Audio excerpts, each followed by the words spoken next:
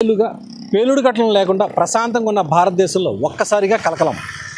దేశ రాజధాని నడిబొడ్డున నిత్యం రద్దీగా ఉండే చారిత్రక ఎర్రకోటకు అతి సమీపంలో సోమవారం సాయంత్రం ఓ కారులో భారీ పేలుడు సంభవించింది. దాని దాటికి అనేక వాహనాలు బుగ్గయ్యాయి.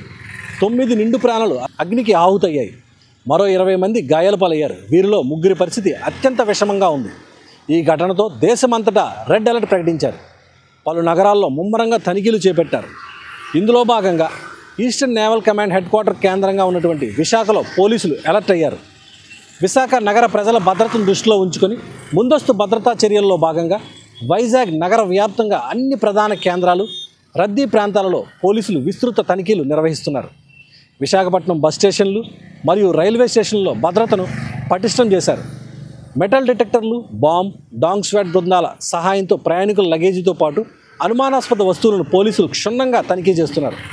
విశాఖ నగర సరిహద్దులు ముఖ్యమైన జంక్షన్లో వాహన తనిఖీలు ముమ్మరం చేశారు. అనుమానాస్పదంగా కనిపించిన వాహనాలను ఆపి అందులోని వ్యక్తుల వివరాలను పరిశీలిస్తున్నారు. లాడ్జీలు, హోటళ్లు, గెస్ట్ హౌసుల్లో ఆకస్మిక తనిఖీలు నిర్వహించి కొత్తగా బస చేస్తున్న వారి వివరాలు, గుర్తింపు కార్డులను క్షుణ్ణంగా పరిశీలిస్తున్నారు. అనుమానాస్పద వ్యక్తులు ఎవరైనా తలదాచుకుంటున్నారేమోనని గాలిస్తున్నారు. కార్గో సర్వీస్ సెంటర్లు, కొరియర్ కార్యాలయాలు, గిడ్డంగులను పరిశీలించి పంపబడుతున్న పార్సిల్ వివరాలను నమోదు చేసుకుంటున్నారు.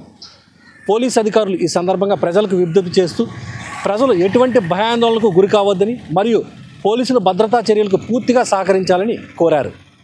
అనుమానాస్పద వ్యక్తులు, వస్తువులు లేదా సంఘటనలు ఏవైనా దృష్టికి వస్తే తక్షణమే డయల్ 112 ద్వారా లేదా స్థానిక పోలీస్ స్టేషన్లో సమాచారం అందించాలని ప్రజలకు సూచించారు.